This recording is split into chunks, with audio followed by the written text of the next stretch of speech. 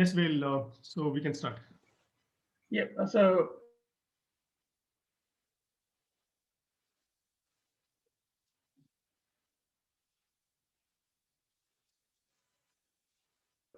yeah, my question is uh, IA for IAP migration and cloud migrations. Okay. Yeah.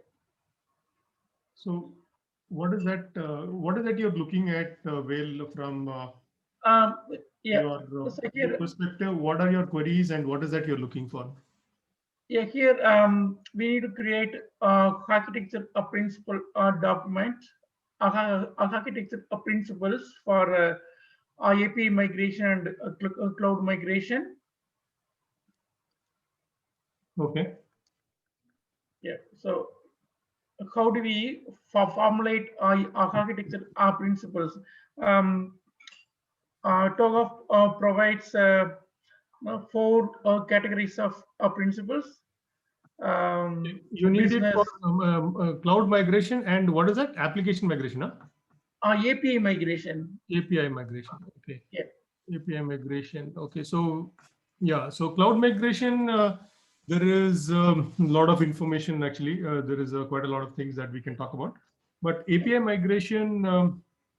When we say API migration, what are you migrating from? Are you migrating from legacy to SOA or SOA to microservices or microservices to API? So what is the kind of journey? So what microservices? Okay, SOA to microservices. Okay, okay. Uh, Fine. So we can do that. Yeah. So this is you need architecture principles for this, right? Correct. Yeah. Yeah. So we need architecture principles for this. What you'll have to do is let me share my screen.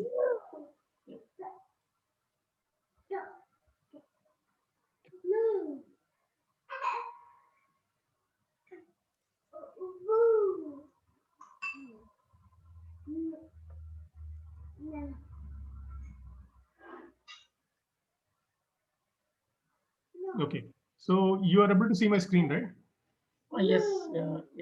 Okay. Yes. Uh, Yeah. yeah. So basically, you can create architecture principles so that your governance is better, then you're able to manage, avoid the business technology disconnect and those kind of things. So I think we'll not go into what why principles are useful. So, but there are enterprise principles and architecture principles that you can create. So what is the kind of enterprise that you're looking at? So you are looking for your what is the which company is this for? Is it a private organization? Is it a government organization? You don't have to give It's the a private names. organization. You don't have to give the names. So yeah, it is a private organization. So what kind of business are they in? I'm there in real estate. They are in real estate. Okay. So if Yeah. they are into real estate, then the enterprise principles are, they you want to improve the customer experience. You want to like let us say things like that, right? That's what would be the principles broadly. Enterprise wide, it will be more about how you're going about solving a particular customer pain point and those kind of things. And when you translate that into architecture principles, you could actually have business, data, application, and technology principles. You can divide them into the four ones. So when you create a principle, write a short name for the principle, give a statement for it, and tell the rationale. What is the business? What is the principle going to benefit? What are the implications of that principle? If you don't do that, what is that you're going to lose? If you do it, what is that you're going to gain? That will be in the rationale, and then you make the principle understandable, robust, complete, consistent, and stable. And you can actually make these principles into like architecture. Enterprise principles can be divided into data, business, technology, application principles. And then there is an example of, okay, this is how you will craft a business principle.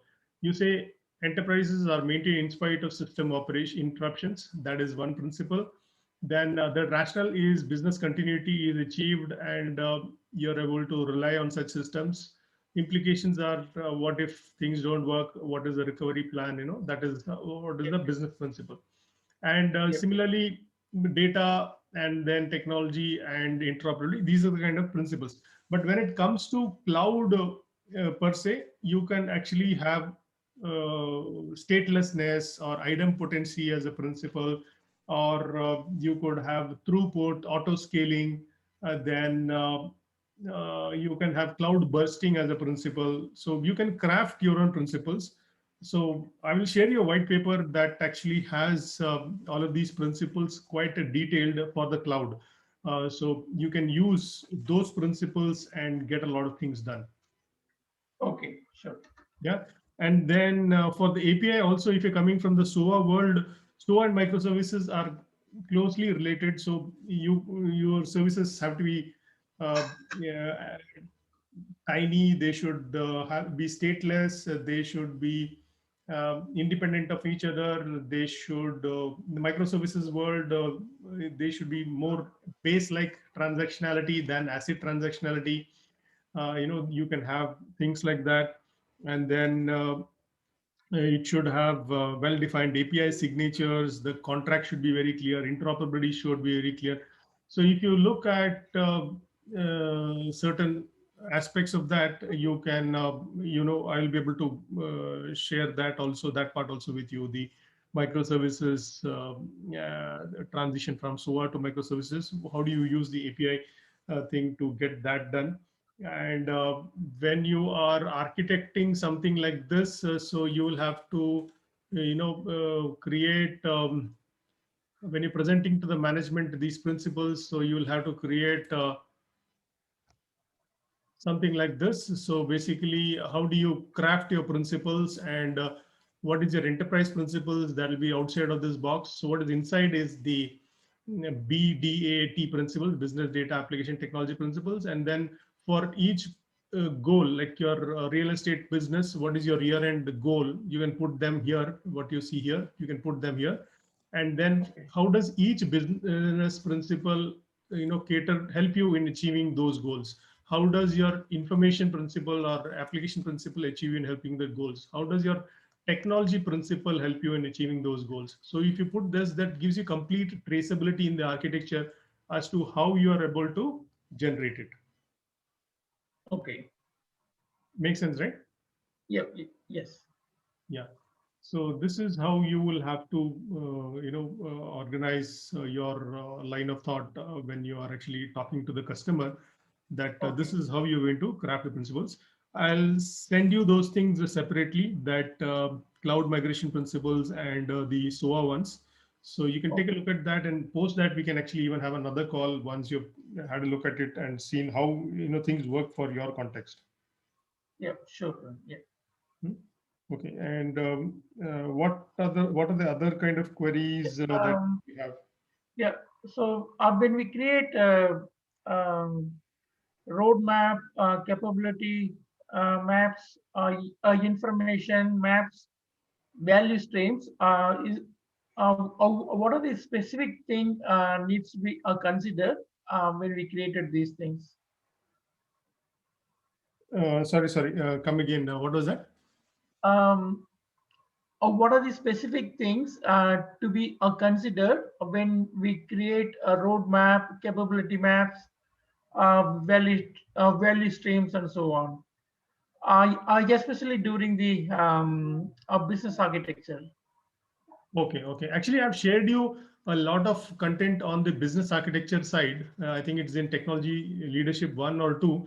If you can take a look at those videos where I've explained in detail what is the value stream, what is the business architecture details, and those things. So if you can take a look at that, no, then we can have this query, because I've clarified a lot of things in those videos. Okay. Where I'm talking about capability, value streams, and all of those things. So, but essentially, it would be something like this: uh, that when you have a particular business capability, you can show them like this Porter value chain thing, Correct. and Correct. or you can show like a causal diagram, or if you're using Lean, you can show it like this. Then you can actually create value stream diagrams with this kind of an abstraction, that you can create an internal value stream, you can create an external value stream, Then you can show your capabilities on how your value stream maps to certain value stream stages, and what are the different capabilities that are helping you to achieve those value streams in terms of finance, HR, facility. So this here it is the value stream for recruiting a candidate, which are all the teams involved in the company to recruit or onboard a client. So that is the kind of value stream that's being discussed. So given that in mind, how do you go ahead and craft these value streams in terms of what are the kind of capabilities like program management, HR, and so how do you do this? And then this is level 1, level 2 kind of capabilities that you're drawing, and then you can actually create a heat mapping on top of these capabilities to say, okay, we are strong in employee supply and demand management, but we are not very strong on onboard tracking. We are not strong on employee information management. So these are the red ones. So the yellows are work in progress, and the greens are okay capabilities. So based on that, you can actually decide what is the kind of things that you need to improve in your real estate business. So let us say in the real estate business, it is about issuing villas or flats or housing colonies that you're trying to issue. So what is the user experience right from the beginning to the end? You can create a customer journey mapping, and you can draw your capabilities like this. Maybe it's a loans department that is involved. People are interested in the property, but they don't get loans on time. Maybe that is the reason why things are not closing. So you can actually divide your entire real estate business using these value streams, and then effectively help them stage manage this operations. Okay. Got it, right? Yes. Yeah. Yes, I got it. Yep. I was thinking, say for example, when we use for cloud migration or AP migration, I thought of asking you, how do we use that Porter's value chain in this context? Yeah, you explained that we have to use that in the business. Yeah. So basically here, what will happen in the porter's business for the cloud thing is, here, this guy considers your basically your primary activities and supporting activities. So your primary activities will be your real estate business, wherein HR, legal, operations, marketing, sales, finance, all these guys are involved. Your supporting operations will be your IT infrastructure, human resource management, procurement, and the cloud enabled business and all those things. So your cloud migration bit will come inside the technology department here, and then you can show them that this is, if the primary and the secondary are aligned, then you are able to add a lot of value to the customer. And then you can take up any pain point within the cloud migration thing, and then draw up a value stream for that. Like you can value stream stage 1, 2, 3, and 4. The cloud migration itself, you can draw as like a value stream and say, okay, what is that you are doing in each of these stages? So maybe one is API migration, one is data center migration, the other is the business logic transfer. So under each of these value stream stages, and finally cloud migration will be enabled. If you do all these 1, 2, 3, 4, 5, your cloud. Under each of these, you can actually designate your different departments to say what is the kind of work that is being done there, and then you can actually show a heat mapping saying that, okay, we are okay on SOA migration, not very okay on Docker migration. The containers are taking time. So you can put that red, green, and yellow, and then show them the entire heat mapping of the architecture. Okay, got it. You can show the internal ones. You can show the external ones also. Okay.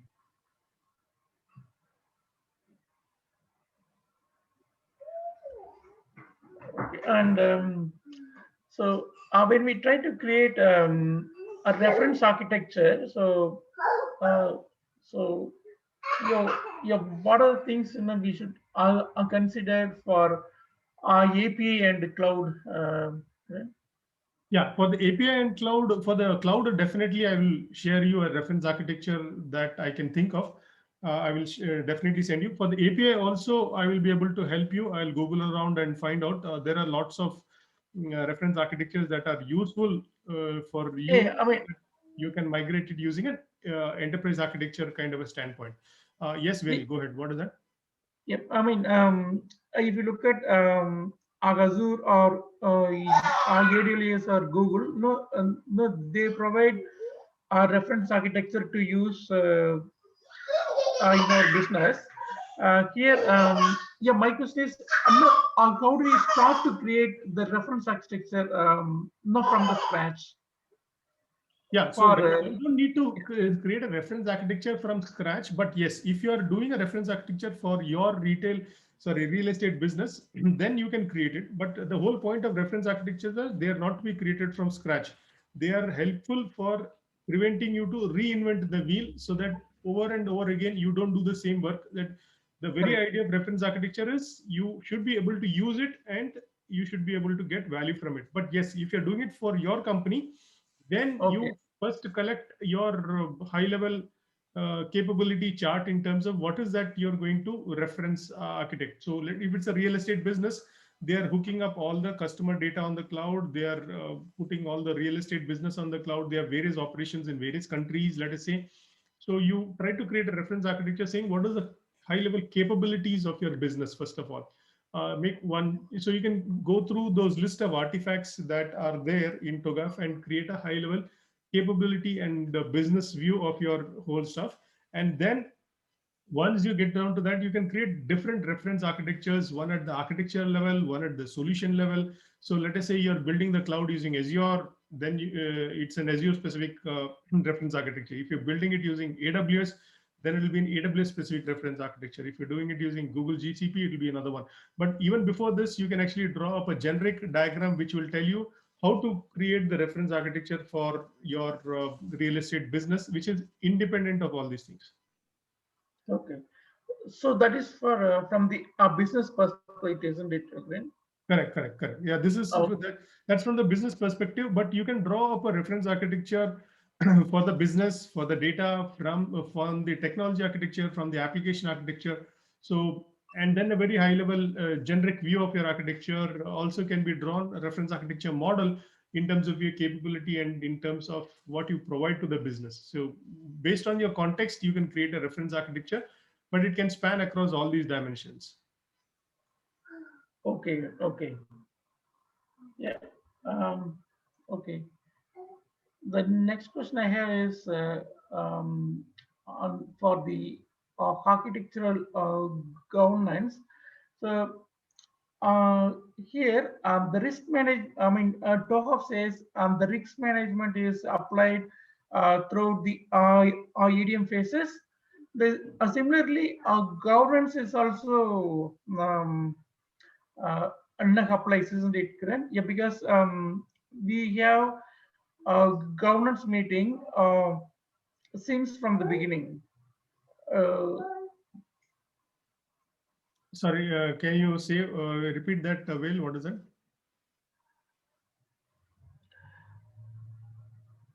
Governance is also same as the risk management, yeah, because no both are applies throughout the ADM phases, isn't it, Kiran? Yes, risk and governance go hand in hand. There is governance, it'll be all around governance. So it will be about administration, project management, it would be technology management, it could be solution management. And one of the things that governance does is also risk monitoring and risk governance. But the scope of governance is much more. It is not only risk governance, it could be overall governance of the architecture. Correct. So when we set up the preliminary phase, governance. I mean, all types of governance needs to be set up, isn't it?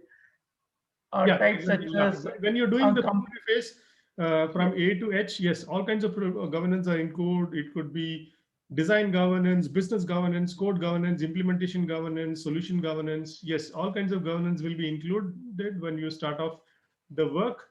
But after implementation, it will be implementation governance. That's the reason why in TOGAF it's called as implementation governance.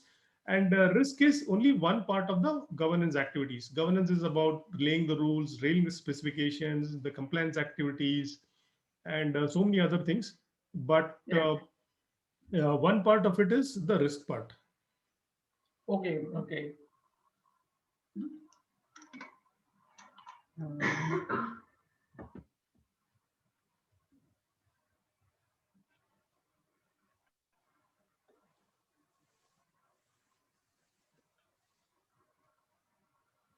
Yeah. Coming to this one, strategies. When we so we need to develop IT technology strategies for the business. So yeah, what are the things so we need to consider when we start from the scratch? Then? Okay, you mean for strategy? Yeah. Yeah, when you're developing a strategy level document, first you have to be clear what is the kind of strategy that you're developing. Is it a enterprise-wide strategy, or is it an architecture strategy, or is it technology strategy? Or yeah, first of all, your strategy should be based on your business drivers, goals, and objectives. So what is the kind of business that you're into? What does the real estate company want? What is their driver for the current year? What is their goals for the current year? What is their mission and vision? Where do they want to go after 1 or 2 years? So based on that, your business strategy will be clear. Once the business Okay. strategy is clear, then you have to get from them what is the ask from the architecture. What is that you want the architecture team to help you do? Do you want everything to be migrated on the cloud? Do you want everything to be microservices? Do you want an API gateway? What is the ask from the business? What is that you want? You want a portal for your customers. You want the data stored for the customers. You want customers to interact through the portal. You want them to buy and sell, use your services. Like what exactly is the ask from the business to the architecture team? That should come as a part of the request for architecture document. So you should ask them to create a request for architecture document. And once that is clear, then your statement of architecture work, the architecture team can derive out of that, and that will help you to plan for the high level strategy for their entire business, where you can define what is the kind of architecture principles that you're going to do, what is the business principles that you're doing, data application technology principles, what is that you can actually do from that.